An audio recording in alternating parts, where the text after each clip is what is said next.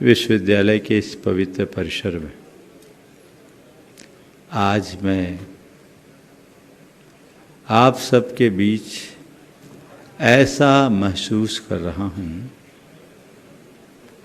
कि मैं किसी धर्म सभा में नहीं बैठा, मैं ऊर्जा और उत्साह से भरे देश के भविष्य के सामने बैठा हूँ। हमारा युवा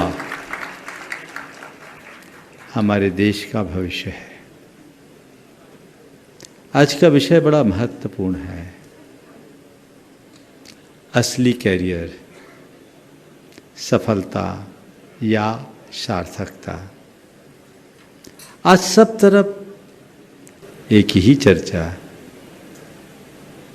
वो है कैरियर। कॉलेज के कॉरिडोर से लेकर ऑफिस तक, हॉस्टल से लेकर आपके रेस्तरां तक, कहीं भी जाओ एक ही बात, उसने क्या पाया, उसने क्या पढ़ा, उसे कहाँ नौकरी मिली, उसे कितना पैकेज मिला। और प्राय लोग पूरा जीवन इसी दौड़ में खपा देते हैं। आज हमें समझना है कि हमारे जीवन का लक्ष्य क्या है, उद्देश्य क्या है। आप सब यहाँ बैठे हैं, पढ़ाई का उद्देश्य लेकर आप यहाँ आए हैं। मैं आपसे पूछना चाहता हूँ, आपके जीवन का उद्देश्य क्या है? क्या उद्देश्य? शायद अगर आपसे पूछूं तो आप यही कहेंगे, पढ़ाई, डिग्री, जॉब, पैकेज, है ना। बस व्यक्ति के जीवन का मकसद कुछ यही बन गया है। ज़्यादातर लोगों के जीवन का या तो कोई उद्देश्य दिखता नहीं, और यदि उद्देश्य होता भी है तो बड़ा उथला। जीवन के वास्तविक ध्येय को हमें सामने रखकर चलना चाहिए। एक बार एक आदमी बहुत तेज गति से जा रहा था। किसी युवक ने उसे टोकते हुए पूछा कि भाई कहाँ जा रहे हो? उसने उत्तर दिया, पता नहीं। तेज गति से जाते हुए व्यक्ति को टोककर किसी ने पूछा कि भाई कहाँ जा रहे हो? जवाब दिया, पता नहीं। सामने वाले को बड़ा आश्चर्य हुआ। उसने पूछा, आ कहाँ से रहे हो? कहा, पता नहीं। सामने वाला हैरान रह गया। उसने फिर पूछा, कहाँ जा रहे हो? ये पता नहीं। कहाँ से आ रहे हो? ये पता नहीं। क्यों जा रहे हो? उसने कहा, पता नहीं। अब की बार तो एकदम आश्चर्य में पड़ गया। उसने कहा, भैया मेरे, कहाँ जा रहे हो पता नहीं, कहाँ से आ रहे हो पता नहीं, क्यों जा रहे हो पता नहीं, तो ये तो बता कि तू है कौन? जानते हैं उसने क्या जवाब दिया? उसने कहा, ये भी पता नहीं। ऐसे व्यक्ति को हम क्या कहेंगे? जिसके होने का जिसे पता नहीं, जिसके जीवन का कोई उद्देश्य नहीं, जिसके जीवन का कोई ध्येय नहीं, उसकी स्थिति क्या होगी? आज के आम मनुष्य की जीवन की कथा कुछ ऐसी ही है। बहुत तेज गति से चल रहा है, पर गति तो है, गंतव्य नहीं। उसका कोई उद्देश्य नहीं, कोई स्पष्ट ध्येय और अवधारणा नहीं। आप लोग किस लिए ये पढ़ाई कर रहे हैं? पढ़ाई के उपरांत आप क्या चाहते हैं? मैं आप लोगों से पूछना चाहूँगा, आपके जीवन का क्या लक्ष्य है? सभी यही कहेंगे, पढ़ाई के बाद अच्छी सी नौकरी, अच्छा वेतनमान, समाज में अच्छी पोजीशन रुतबा, दौलत, शोहरत। व्यक्ति इन्हीं बातों के पीछे पूरी जिंदगी दौड़ता रहता है। और आप लोग भी अपने बच्चों को इसी तरीके से प्रशिक्षित करते, बेटा अच्छे से पढ़ ले, अच्छे मार्क्स ला, ढंग से पढ़ लेगा तो अच्छी खासी नौकरी लग जाएगी। कैरियर, कैरियर, कैरियर, ये लोगों के मन में तो है, पर मैं आपसे पूछना चाहता हूं कैरियर का अर्थ क्या है? केवल बाहर से समर्थ होना या अंदर से स्थिर होना? कैरियर का मतलब क्या है? बाहर से संपन्न होना या भीतर से प्रसन्न रहना? कैरियर का मतलब क्या है? बाहर की प्रतिष्ठा पाना या भीतर की शांति पाना? पहले कैरियर का ध्येय क्या है? केवल अपनी पहचान बनाना या अपने जीवन की उद्देश्य को पहचान पाना? क्या है मकसद? क्या आपने सोचा है? अपने जीवन यात्रा को आपने बढ़ा तो दिया, लेकिन इस संपूर्ण जीवन यात्रा में हमारा लक्ष्य क्या, ध्येय क्या, ये हमें सोचना है। बहुत पहले मैंने किसी की पंक्ति पढ़ी थी, वहाँ से मैं अपनी बात को शुरू करता हूँ। इस जहां में न जाने क्या कार नुमाए कर गए, इस जहां में न जाने क्या कार नुमाए कर गए। बीए किया, एमए किया, नौकर हुए, पेंशन मिली और मर गए।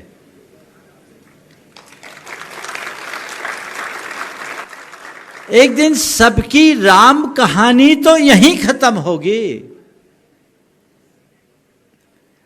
हमें ये तय करना है कि आखिरकार मेरे जीवन का मकसद क्या है।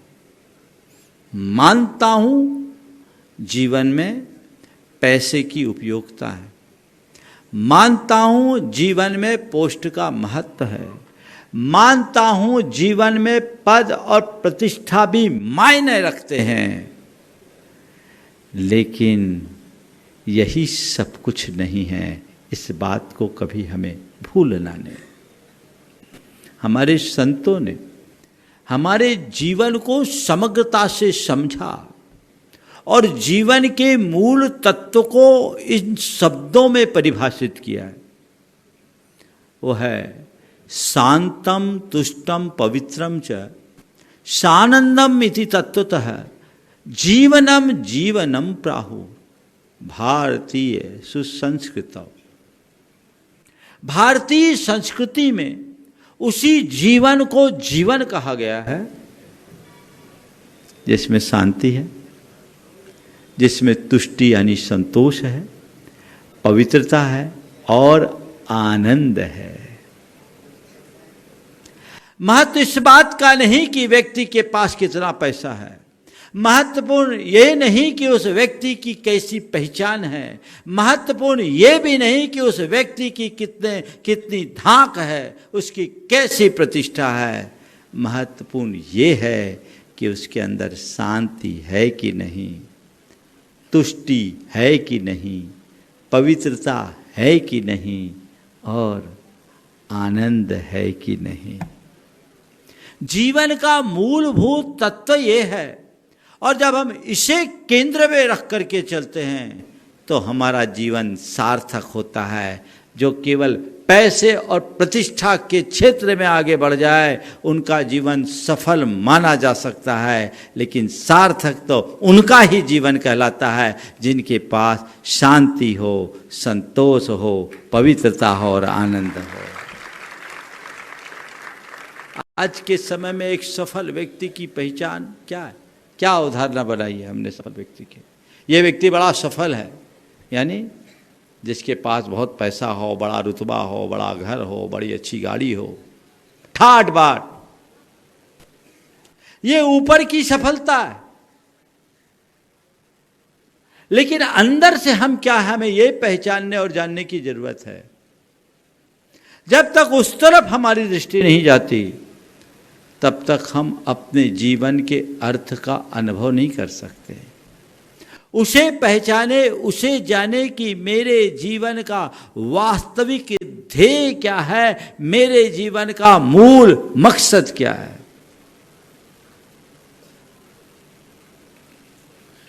एक व्यक्ति है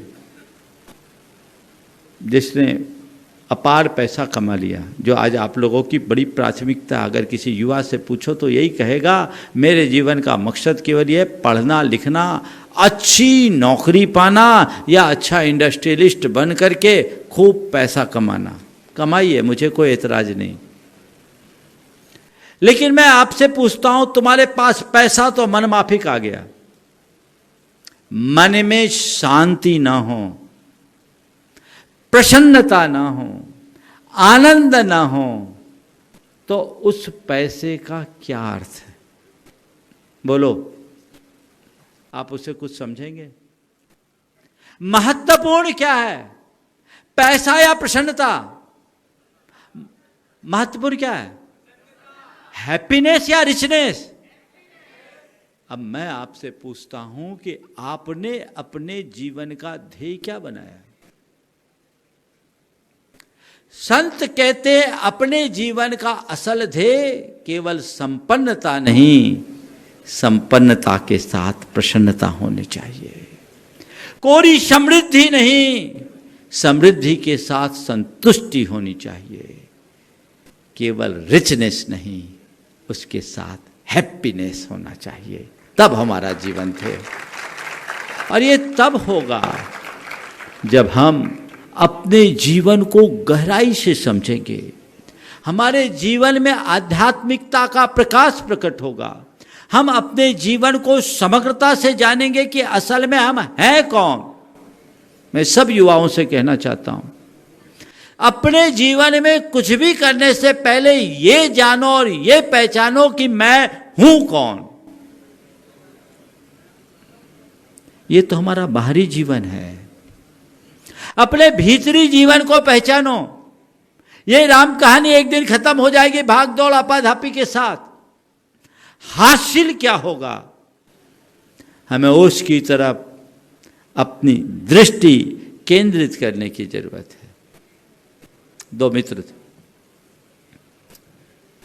एक का उद्देश्य खूब पैसा कमाने का था।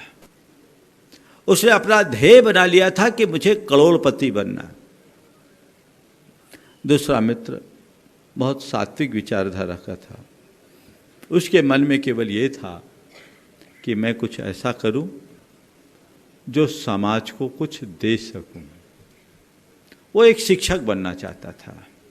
संयोग से दोनों अपने अपने उद्देश्य में सफल हो गए और लगभग 20 वर्षों के बाद दोनों का एक दूसरे से मिलना हुआ। जो उद्योगपति था बहुत बड़ा उद्योगपति बना, अपार पैसे का धनी बना। संयोगतः वो अपने दूसरे मित्र के पास गया जो शिक्षक था, उससे मिला। शिक्षक ऊपर से साधारण था पर उसका व्यक्तित्व बड़ा असाधारण था।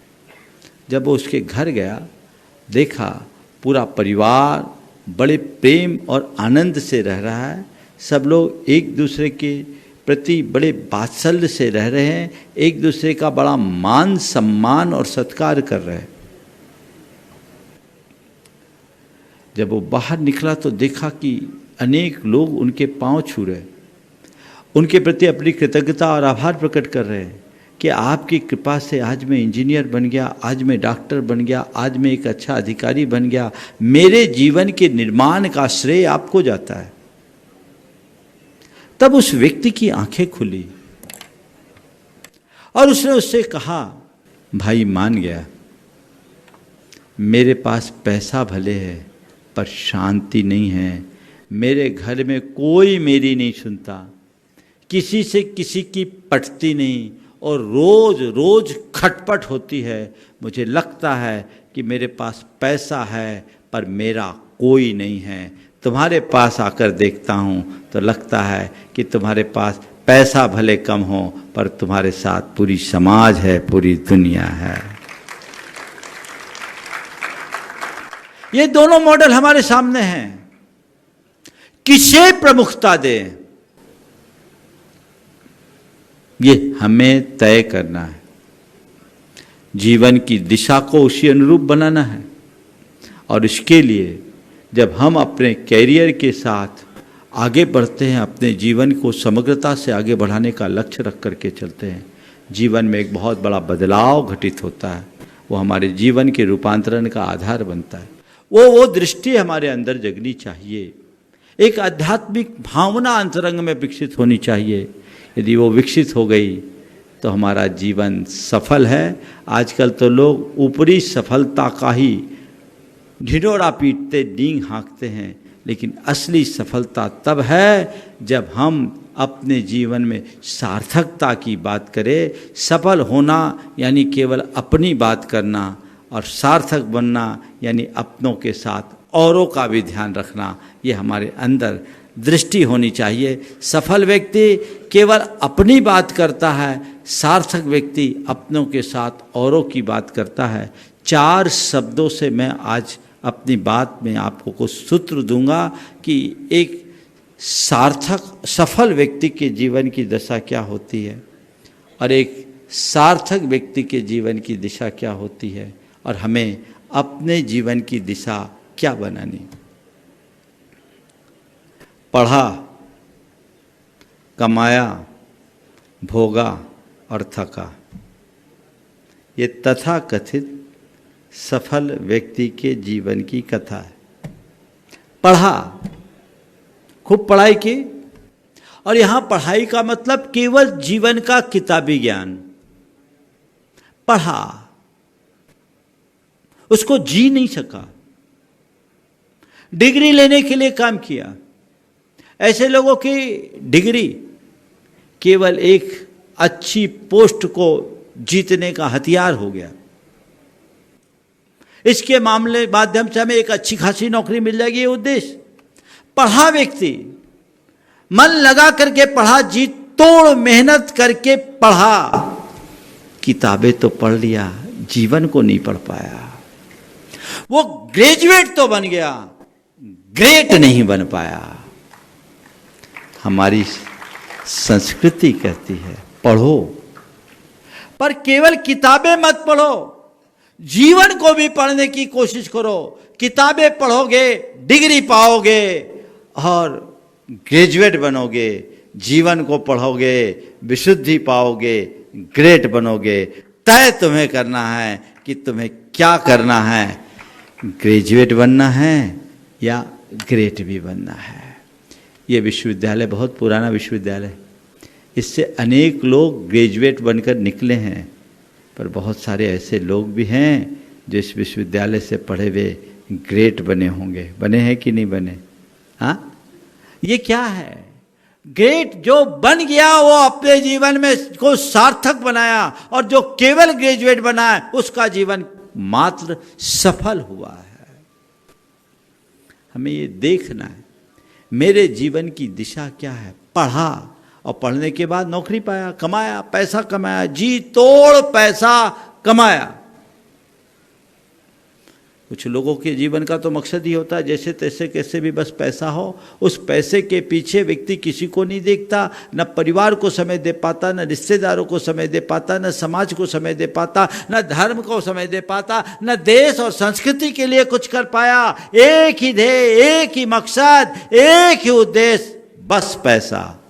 दुनिया में ऐसे बहुत लोग हैं जो धनपति के रूप में जाने जाते हैं, पर मेरी नज़र में ऐसे लोग धनपति नहीं होते, ऐसे लोग पैसे के कीड़े कहलाते हैं। उन्हें पैसे के कीड़े के रूप में देखना चाहिए, क्योंकि उनको पैसों के अतिरिक्त और कुछ नहीं दिखता।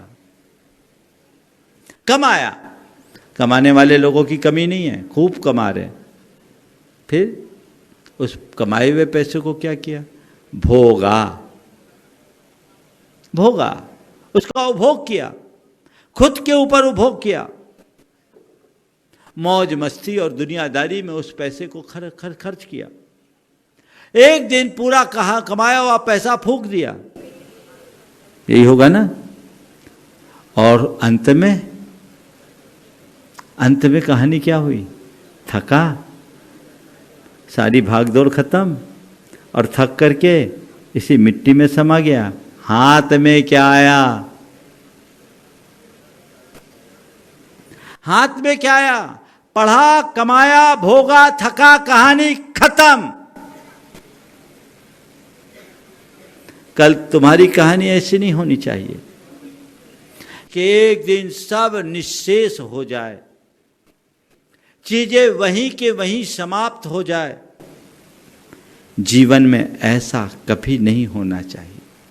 उसकी दिशा बदलो, अपने जीवन को सही दिशा में आगे बढ़ाने की कोशिश करें। सफलता के साथ प्रसन्नता को अपने जीवन का मानदंड बनाएं। हमारे अंदर शांति आए, ये हमारे जीवन का ध्येय बने। हमारे अंदर संतोष जगे, ये जीवन का मकसद हो। हमारे अंदर पवित्रता आए, पवित्रता के अभाव में जीवन कभी सफल नहीं हो सकता, सार्थक नहीं हो सकता। ये दृष्टि अंतर मन में जगनी चाहिए। और जब ऐसी दृष्टि और धारणा भीतर प्रकट होती है तो जीवन में व्यापक बदलाव घटित होता है। आप क्या कर रहे हैं? आपने अपने करियर को किस दिशा में आगे बढ़ाया? स्थायी रूप से हमें उस बदलाव के प्रति भी अपना ध्यान केंद्रित करने की आवश्यकता है कि एक दिन कहानी खत्म हो गई तो खत्म ही होगी। ये भाग दौड़ और आपाधापी हमें कहीं का भी नहीं रहने देगी, इसलिए इसमें बदलाव चाहिए। दूसरी ओर सार्थक जीवन किसका? सीखा, जिया, दिया, रचा। सीखा, जिया, दिया, रचा। जिसने सीखा, पढ़ा नहीं, सीखा। हमारे यहां शिक्षा शब्द है, आज उसका स्थान लर्निंग ने ले लिया। ये हमारी मूलभूत अवधारणा के अनुकूल नहीं है। शिक्षा, शिक्षा का मतलब क्या है? सीख, जो एक अनुशासन के साथ हम ग्रहण करते हैं, जहां कोरी किताबों को नहीं पढ़ा जाता, जीवन के अनुभवों को भी जाना जाता है। वो अनुभव का प्रकाश हमारे जीवन को सफल और सार्थक बनाता है।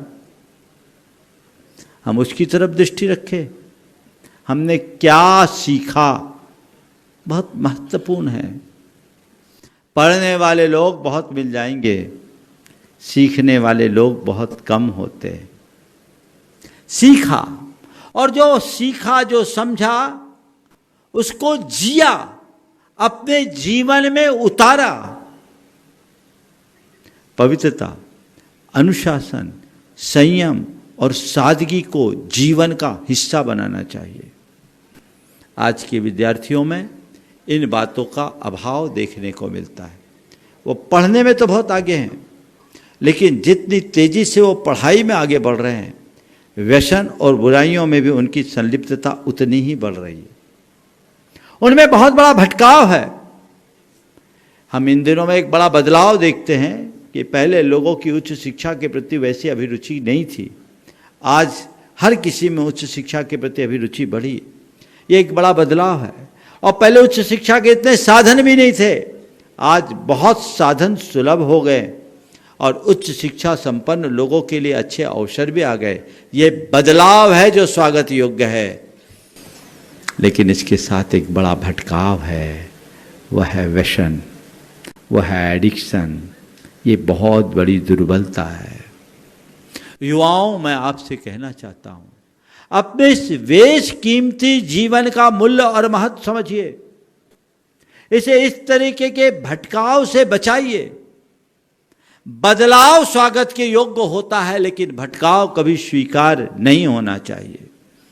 हमारा ये जीवन है, केवल पल भर के मौज मस्ती में इसकी पूर्णता नहीं होगी। इसे बदलाव लाइए, भटकाव से अपने आप को मोड़िए, संकल्पित हो जाइए कि मुझे सीख लेनी है, सीखना है। केवल किताब की बात नहीं, जीवन के विज्ञान को जानना है, जीवन को सीखना है, जीवन के अनुभव का पाठ पढ़ना है और अनुभवी लोगों के संसर्ग में रहकर अपने जीवन को निखारना है। और जो सीखा उसे जिए, और जिए ही नहीं, जो हमने सीखा है वो दें, समाज को कुछ दे कर जाए। सब कुछ अपने लिए नहीं। आज हमारे जीवन के निर्माण में समाज का बहुत बड़ा योगदान है। आज हम जो कुछ हैं इसके पीछे समाज का बहुत बड़ा कंट्रीब्यूशन है। समाज ने हमें एक सभ्य और सुशील नागरिक के रूप में जीने का अवसर दिया। आज समाज और समाज की संहिता नहीं होती तो हम पथ भ्रष्ट हो जाते और हमारा जीवन इतना संतुलित और सधावा नहीं होता। आज जो कुछ भी हमारा जीवन है उसमें समाज का योगदान है, तो हमारी जिम्मेदारी बनती है हम समाज को भी कुछ दे। जो देता है उसका जीवन सार्थक होता है, और जो केवल लेता है उसका जीवन व्यर्थ हो जाता है। हम अपने जीवन को व्यर्थ गंवाने की जगह अर्थ देने की दिशा में आगे बढ़े और कुछ रचें, कुछ रचनात्मक कार्य करके जाएं। एपीजे कलाम ने, उनके जीवन को देखो, उनका जीवन सफल ही नहीं सार्थक भी था। उनने सीखा, विषम परिस्थितियों में भी पढ़ाई करके उनने अपने जीवन को आगे बढ़ाया, और जो सीखा उसको जिया। उनके जीवन का अनुशासन, उनकी जीवन का की आध्यात्मिकता और उनके जीवन की साधकी आज सबके लिए प्रेरणा होनी चाहिए। और उनने देश को दिया, क्या दिया? मिसाइल दिया, मिसाइल मैन बने, और यहीं नहीं रुके, भारत के प्रथम नागरिक बने, राष्ट्रपति बने, और हमारे युवाओं की वो प्रेरणा के पुंज बन गए। तो वो एक ऐसे व्यक्तित्व के धनी बने जिनने सीखा, जिया, दिया और रचा। इन चारों चरणों को अपने जीवन में सार्थक बनाया। हम अपने अंदर उतर करके देखें कि हमारे साथ क्या है। गांधी जी को देखिए, गांधी जी एक बैरिस्टर के रूप में सफल थे। हो सकता है वो बैरिस्ट्री करते तो और तथाकथित सफलतम लोगों की श्रेणी में अपना स्थान बनाते, लेकिन उन्होंने उसमें अपनी सार्थकता नहीं देखी। उसने अपने आप को राष्ट्र को समर्पित कर दिया, स्वतंत्रता संग्राम के अग्रदूत बने, और ऊपर से साधारण होने के बाद भी असाधारण व्यक्तित्व के धनी बने। उनका जीवन सार्थक बन गया। एक साधारण व्यक्ति महात्मा के रूप में पूरे जगत में आदरित हो गया। ये उपलब्धि है, ये जीवन की दिशा है। हमें अपने जीवन की दिशा सही बनाने की जरूरत है। जब तक हम रचनात्मकता को अपने साथ लेकर नहीं बढ़ेंगे, हमारा जीवन सार्थक नहीं होगा। केवल पैसा कमाना अपने जीवन का मकसद नहीं होना चाहिए। पैसे के साथ अपना चरित्र हमें संभालना है, अपने आचरण की पवित्रता को बनाकर रखना है, अपने जीवन के मूल्यों को साथ लेकर के चलना है। तब कहीं हमारे जीवन में कुछ होगा, अन्यथा कोई मतलब नहीं है। एक बीज हमने बोया, वो बीज पेड़ बन गया, लेकिन उसमें फूल और फल न लगे तो उस बीज की कोई सार्थकता नहीं। बीज की सार्थकता तभी है जब वो वृक्ष के रूप में विकसित हो और उसमें फिर से फूल और फल लगे। ऐसे ही हमारे जीवन की सार्थकता तभी है जब हम अपने जीवन मूल्यों को अपने साथ लेकर के चले, जोड़ करके चले और जीवन को आगे बढ़ाने का उद्यम करें। सफलता की शिखर पर हम तभी पहुंच पाएंगे। हम व्यक्तिगत रूप से अगर सफल होंगे तो सफलता हमें एक पहचान देगी, पर प्रसन्नता तो केवल सार्थकता से आती है। सफलता से व्यक्ति को तालियां मिल सकती है, पर सार्थकता से व्यक्ति को आशीर्वाद मिलता है। तालियां क्षणिक होती है, आशीर्वाद दीर्घकालिक होगा। आप सफल बनोगे, आपको नाम मिलेगा। आप सार्थक बनोगे, जीवन अमर बन जाएगा। सार्थकता अमरत्व को प्रदान करती है। हमें उस दिशा में अपनी दृष्टि जगानी चाहिए। आध्यात्मिकता के पथ पर आगे चलने का लक्ष्य बना करके चलना चाहिए। मैं सभी युवा भाइयों से कहूँगा कि वे अपने जीवन के मूल्यों को पहचाने, अपने जीवन के महत्व को जाने और सफलता के साथ सार्थकता की तरफ देखें। केवल ऊपर ऊपर की बात न देखें, अपने जीवन की जीविका के ऊपर जीवन को देखें। जीविका की बात सफलता है और जीवन की बात सार्थकता है। जीविका से जीवन चलता है और सार्थकता से जीवन खिलता है। हम अपने जीवन को केवल चलाएं नहीं, जीवन को खिलाएं। जिस किसी भी प्रकार से हम अपने जीवन की कहानी पूरी कर देंगे तो उससे कोई लाभ नहीं होगा। हर व्यक्ति आध्यात्मिकता से जुड़े, अपने जीवन के रूपांतरण के लिए प्रयत्नशील रहे, अपने भीतर में छिपी हुई संभावनाओं को पहचाने और उसे आगे बढ़ाए। यही आप सबके लिए आज के संदर्भ में सार्थक होगा। अहिंसा परमो धर्म की जय जय जय। परम पूज्य आचार्य गुरुवर श्री विद्यासागर जी जय जय जय। पूज्यवर मुनिषी प्रमाण सागर जी महाराज की, पूज्यवर मुनिषी संधान सागर जी महाराज की, समस्त मुनि संघ की नमस्ते।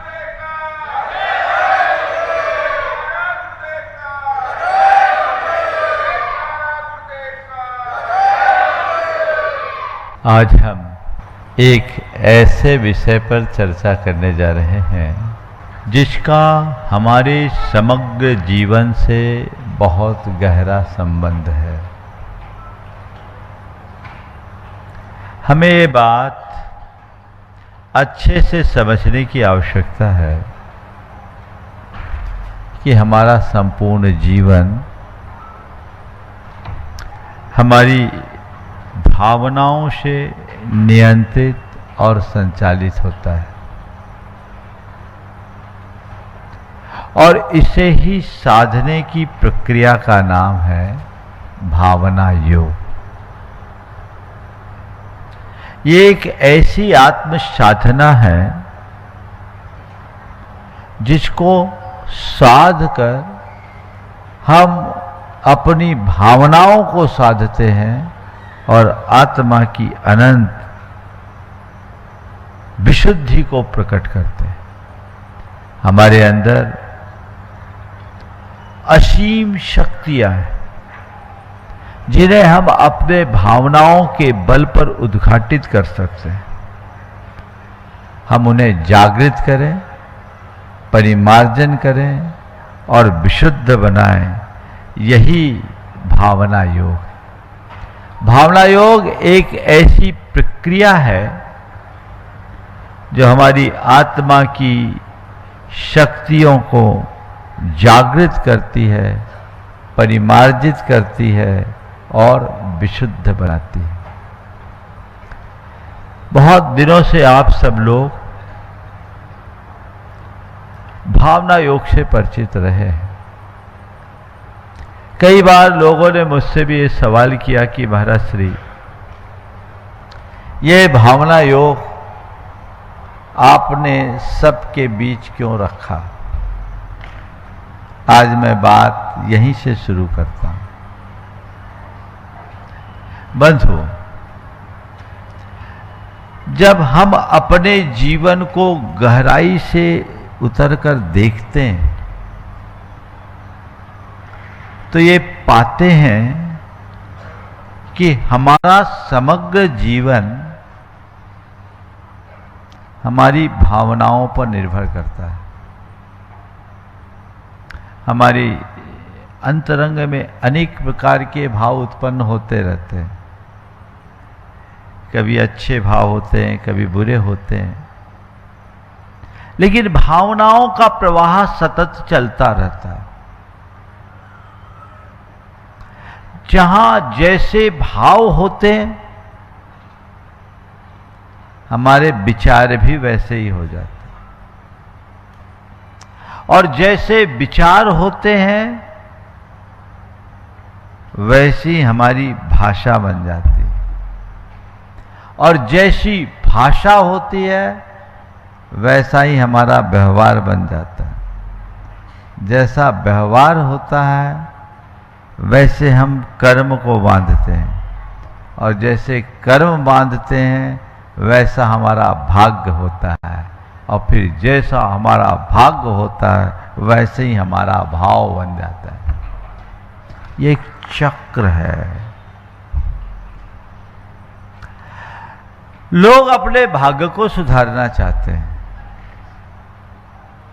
संत कहते भाव को सुधारो, भाग्य सुधर जाएगा। भावना से भाग्य का संबंध है। जैसे भाव वैसे विचार, वैसी वाणी, वैसा व्यवहार, वैसा कर्म और वैसा भाग्य। मेरा भाग्य अच्छा हो तो अच्छे कर्म बंधने चाहिए, अच्छे कर्म बांधने हैं। अच्छा व्यवहार हो, अच्छा व्यवहार रखना है, वाणी पर नियंत्रण रखो, वाणी अच्छी रखनी है, विचार अच्छे रखो, और विचार पवित्र रखने हैं, भावना विशुद्ध बना। ये एक पूरा चक्र है, और इसका एक समग्र विज्ञान है जो हमारे शास्त्रों में निहित है, और हमारे ऋषि मुनियों ने सदियों से इसका अनुसरण किया है। हमारे तीर्थंकर भगवंतों ने अपने उपदेश में ये बात कही, और उनका एक ही संदेश है, अपने भावों को साधो, और भावों को साधना ही भावना योग है। अपने भावों को साधने का मतलब क्या है? अपने भावों के प्रहरी बनना, उन्हें ठीक तरीके से समझना, उन्हें परिमार्जित और परिष्कृत करके उन्हें शुद्ध और विशुद्ध बनाना। भावधारा तो आती और जाती है, ये मनुष्य के साथ चलती है, लेकिन मनुष्य के जीवन का सबसे प्रभावी अगर कोई बल है तो क्या है? कभी समझे? हमारे जीवन की सबसे बड़ी शक्ति क्या? ओम। आप लोग देख पा रहे स्क्रीन पे? मैं आप सबसे कह रहा हूं कि हमारे जीवन में सबसे बड़ा चमत्कार क्या है? हमारी तीक्ष्ण बुद्धि, जो ब्रह्मांड के रहस्यों को भेद ले? कहते नहीं। हमारा शारीरिक बल, जो पर्वतों को फोड़ दे? कहते ये भी नहीं। हमारी सम्मोहक भाषा वाणी, जो सबको अपने से वशीभूत कर ले? कहते ये भी हमारे जीवन का चमत्कार नहीं है। हमारे जीवन का सबसे बड़ा चमत्कार है, वह है हमारे अंदर की भावना, जो एक पत्थर में भी भगवान के दर्शन कराते। यह भावना की ताकत है, जो साधारण से पत्थर में भी भगवान का दर्शन करा देती। भावना ही तो है। भावना ही है जो पश्चाताप के आंसुओं में बदल करके हमारे जीवन भर के पाप को धो देती है। भावना जब अशुद्ध होती है तो हमारे अंदर विकार उत्पन्न करती है, राग देश में हमारे चित्त को उलझाकर हमारे संसार को बढ़ाती है, हमारे चित्त और चेतना को विकृत और अशांत बनाती है। लेकिन वही भावना जब शुद्ध हो जाए तो हमारे जीवन को पवित्र बनाकर, चेतना को विशुद्ध बनाकर हमारे मुक्ति का मार्ग प्रशस्त कर देती है। इसलिए कहा जाता है भावेन होई बंधो भावेन होई मोक्षोत्ति। भाव से ही बंध होता है और भाव से ही मोक्ष मिलता है। भावना एक ऐसी शक्ति है जो आत्म कल्याण का मार्ग भी प्रशस्त कर देती है। तो भावना एक ऐसी परिणति है जो हमें रसातल में भी पहुंचा देती है। हम जैसा देखते हैं, जैसा सोचते हैं, जैसा महसूस करते हैं, जैसा बोलते हैं, हमारी आत्मा में वैसे वाइब्रेशंस होते हैं। और वही वाइब्रेशंस कुछ ऐसे परमाणुओं को आकर्षित करते हैं जिनको बोलते हैं कर्म। और ये कर्म हमारी चेतना में चिपक जाते हैं संस्कार बनकर। क्या बनकर? संस्कार बनकर। ये चेतना की सूक्ष्म तरंग जो हमारे अंतर मन की गहराइयों में है, इन्हीं संस्कारों के उभार का नाम भावना है। भाव और विचार है। अंत चेतना में जमे हुए संस्कारों का उभार भाव है और उनके प्रवाह का नाम भावना। भाव और भावना हमारे चिंतन मन में आते हैं। ध्यान रखना, भाव विचार नहीं है, भाव मनोवेग मात्र नहीं है। क्योंकि मन तो हम मनुष्यों के पास दिखता है, पशुओं के पास दिख जाएगा। भाव तो पेड़ पौधों में भी है, कीड़े मकोड़ों में भी है, जिनके पास मन नहीं है। समझ में आ रही बात? हम देखते हैं भावों का खेल बड़ा विचित्र है। एक ही परिस्थितियों में दो अलग अलग व्यक्ति की दो भिन्न भिन्न प्रतिक्रियाएं हों। परिस्थिति एक है, अलग अलग दो व्यक्ति हैं, दोनों में अलग अलग भाव आ रहे। बारिश को देखकर किसान का हृदय खिलता है और कुम्हार का चेहरा उतरता है। किसान और कुम्हार दोनों भाई हैं, लेकिन बारिश को देखकर किसान का मन खिलता है। क्यों? क्योंकि इस बारिश से उसकी फसल लहलहाएगी। और कुम्हार का मुंह उतर जाएगा क्योंकि मेरा घड़ा बाहर सूख रहा है, सारी मेहनत पानी में चले जाएगी। तो परिस्थितियों के अनुरूप हर किसी की प्रतिक्रियाएं अलग अलग होती है और प्रतिक्रियाएं उसके अंदर होने वाली भावनाओं पर निर्भर करती है। हम जैसे भाव से जुड़ते हैं वैसा होता है। हमारा जीवन बाहर की घटनाओं से उतना प्रभावित नहीं होता जितना कि हमारी आंतरिक भावनाओं से आकार लेता है। बाहर कितनी भी कुछ भी बात घट जाए, यदि हमारे भाव संतुलित है हम पर कोई असर नहीं होगा। और भाव अस्थिर है तो छोटी सी घटना भी हमें भीतर तक हिला देती। तो अपने आप को उन भावों से जोड़ करके चलना चाहिए। ये मान करके चलना चाहिए कि यह भाव हमारे संपूर्ण जीवन, वर्तमान को और भविष्य को एक विशिष्ट आकार देता है। भाव अच्छे रखेंगे, मन शांत, संतुलित और शुद्ध रहेगा। वर्तमान में शांति और निराकुलता हमें हमारे अच्छे भाव दे रहे हैं और अच्छे भाव के परिणाम स्वरूप हमारा भविष्य भी अच्छा होगा, क्योंकि हम अच्छे कर्म का बंध करेंगे और अच्छा कर्म हमारे अच्छे भाग्य को निर्धारित करेगा। बंधु, भावना एक बीज है, एक शक्ति है, एक नन्हा सा बीज जब हम धरती पर बोते हैं, विशाल वट वृक्ष का रूप ले लेता है। ओम विशाल वट वृक्ष का रूप लेता है। भावना एक बीज है, बीज में वृक्ष होता है। तो मैं कह रहा था, मैं अपने प्रवाह में ज़्यादा अच्छा बोल सकता था, मुझे भी आज अटपटा लग रहा है, मैं बहुत बंधा बंधा सा महसूस कर रहा हूँ, है ना।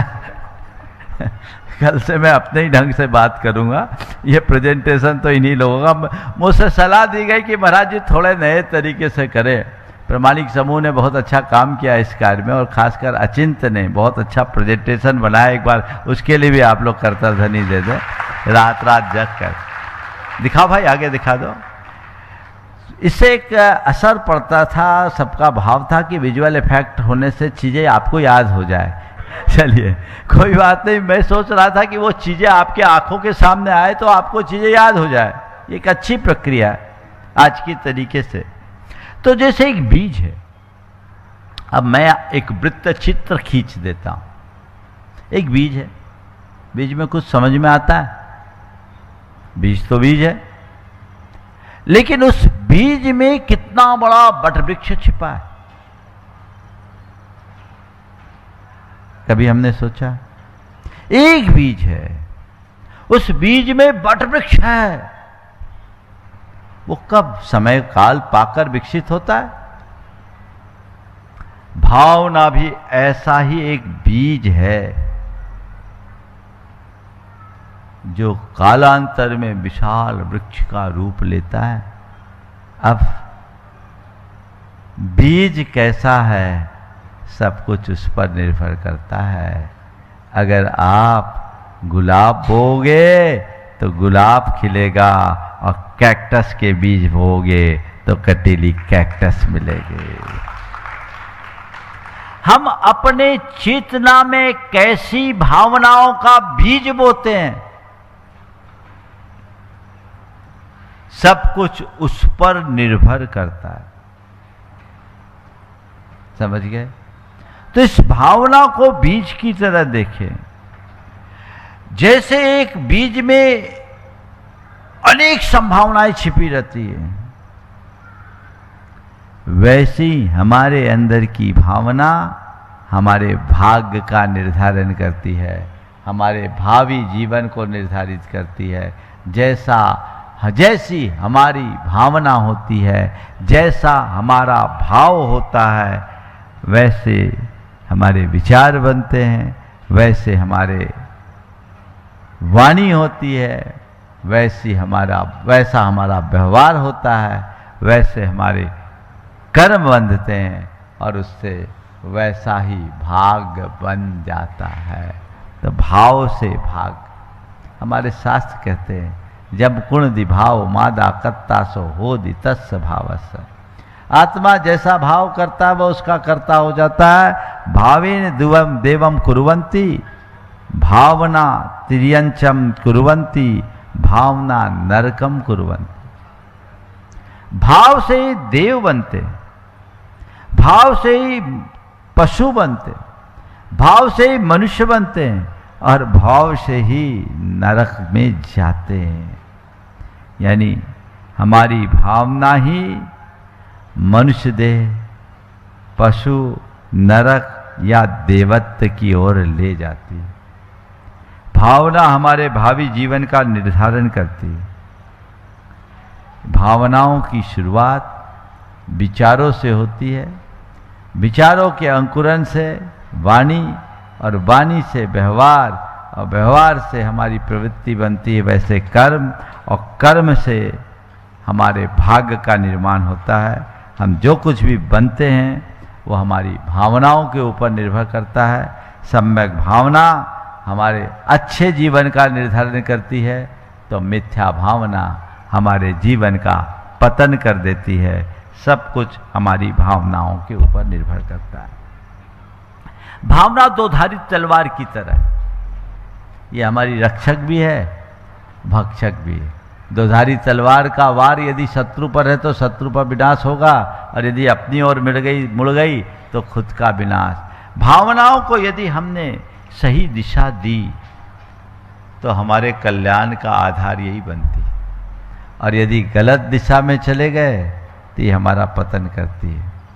अशुद्ध भावनाएं हमारे अंदर राग द्वेष मोह, काम क्रोध लोभ मोह और वासना के गंदे भाव उत्पन्न करते हैं, विचार उत्पन्न करते हैं, जो हमारी चेतना का पतन करते हैं, कर्म का बंध कराते हैं।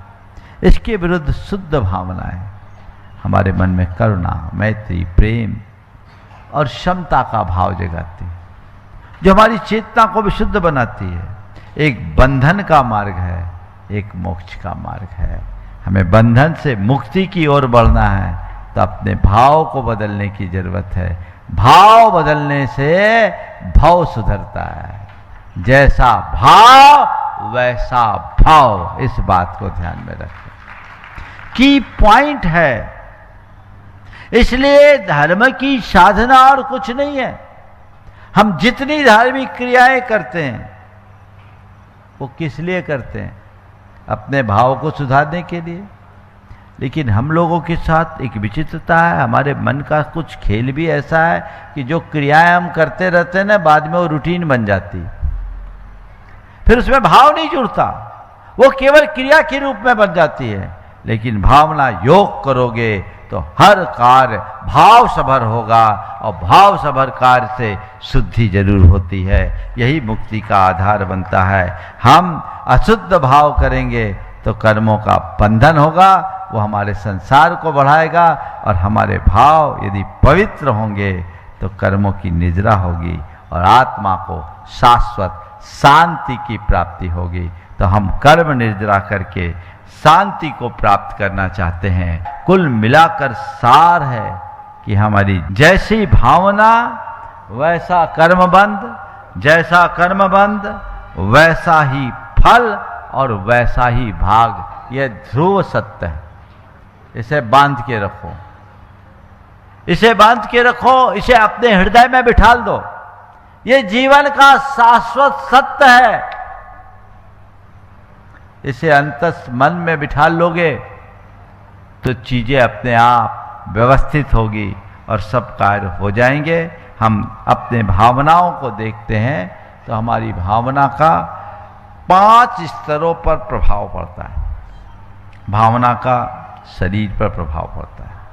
जब हम क्रोध में होते हैं, क्रोध एक भावना है, क्या होता है? ब्लड प्रेशर बढ़ जाता है, हृदय की धड़कन बढ़ जाती है, बाहें तन जाती हैं, आंखें लाल हो जाती है, भ्रुकुटियां तन जाती है, बाहें फड़कने लगते हैं। ये क्या है? भावना का प्रभाव है। लेकिन जब प्रेम से भरते हैं, शरीर में एक अलग प्रकार की आनंद, आरोग्य की अनुभूति होती है, एक अलग उमंग होता है, एक अलग प्रकार की ऊर्जा होती है। प्रेम से भरे व्यक्ति के चेहरे की मुस्कान और क्रोध से भरे व्यक्ति के हृदय का आवेग उसके चेहरे पर दिखता है। ये भावना का हमारे शरीर पर असर है। मन, जब हम नकारात्मक भावनाओं से भरे होते हैं तो मन बड़ा थका थका, उछटा उछटा सा लगता है। मन में एक अलग प्रकार की उद्वेग या उग्रता दिखती है।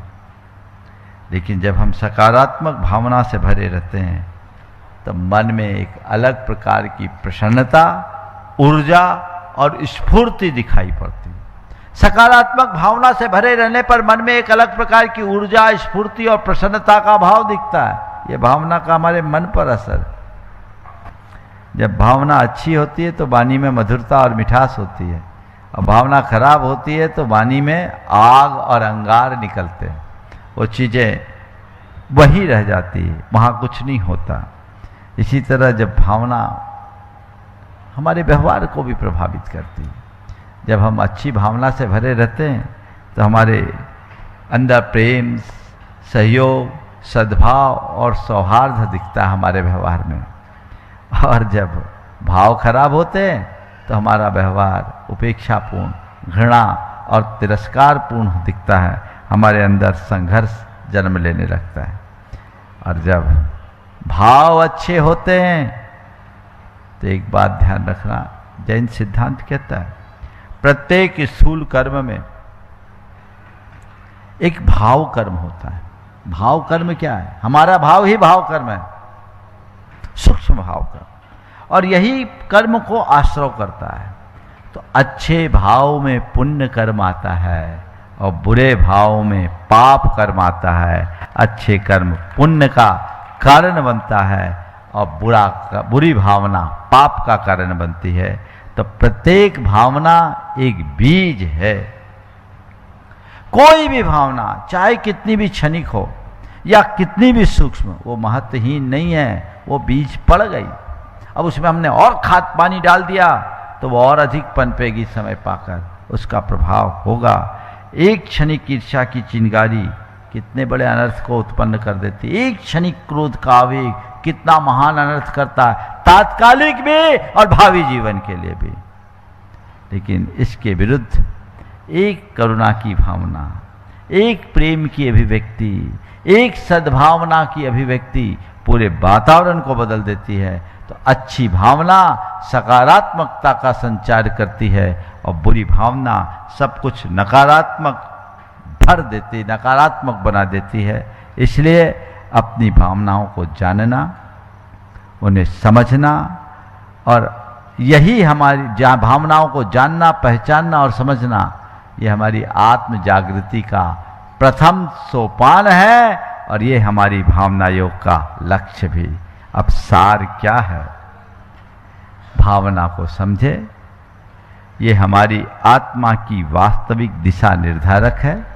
हमारे संपूर्ण जीवन का निर्धारण भावनाओं पर होता है। ये हमारी आत्मा की अंतरतम की पहचान और उसका सच्चा दर्पण है। आत्मा की वास्तविक गति को प्रदान करने वाला है और आत्मा का वह संकल्प जो से संसार या मुक्ति की ओर ले जाता है। सार में हम कह सकते हैं भावना ही बंधन का मूल कारण है और भावना के रूपांतरण में ही मोक्ष का साक्षात द्वार छिपा है। ये भावना योग के सिद्धांत की बात है। आज मैंने भावना की बात की है। भावना योग का अभ्यास तो आने वाले दिनों में होगा। ये आज इस फील टू हील भावना योग का विज्ञान के पहले और दूसरे अध्याय पर मैंने आज आप सबसे चर्चा की। ये क्रम आगे चलेगा।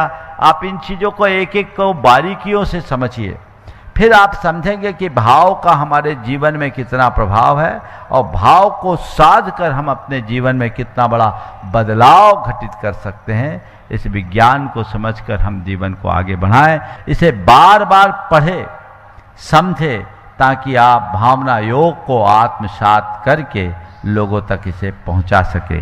बोलिए अहिंसा परमो धर्म की।